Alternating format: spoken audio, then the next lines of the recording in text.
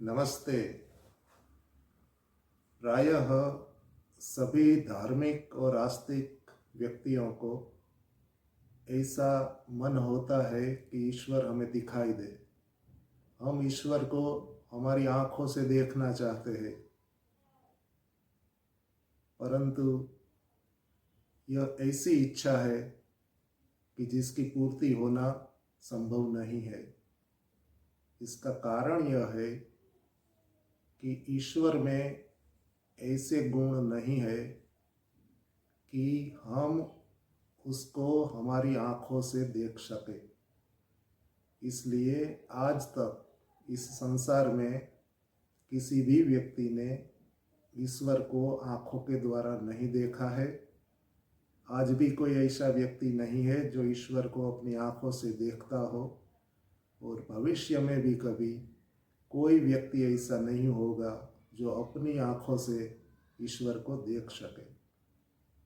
ईश्वर में रंग नहीं है, कोई रूप नहीं है, ईश्वर में कोई आकार नहीं है, ईश्वर में लंबाई, चौड़ाई या ऊंचाई जैसे परिमाण नहीं है, ईश्वर कोई भौतिक या प्राकृतिक पदार्थ नहीं है।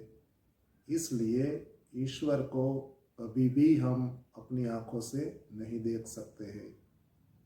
वेदों में स्पष्ट कहा है कि ईश्वर अकायम है।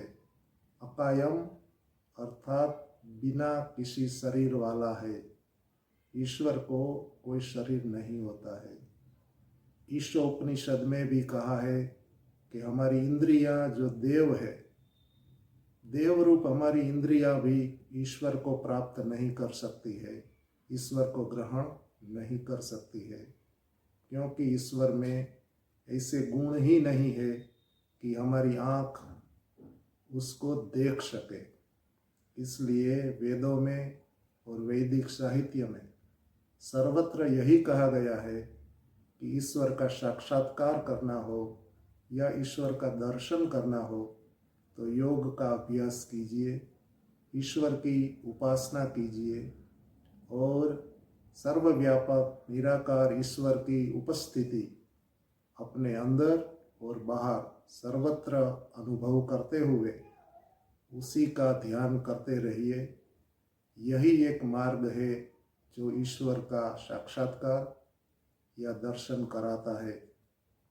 ईश्वर के दर्शन के लिए भौतिक इंद्रियों की कोई आवश्यकता नहीं है, परंतु हमारे मन और बुद्धि को ईश्वर के स्वरूप में चिंतन करने में लगाने से हमारा मन एकाग्र होता है और इसी के माध्यम से ईश्वर का ध्यान किया जाता है। धन्यवाद।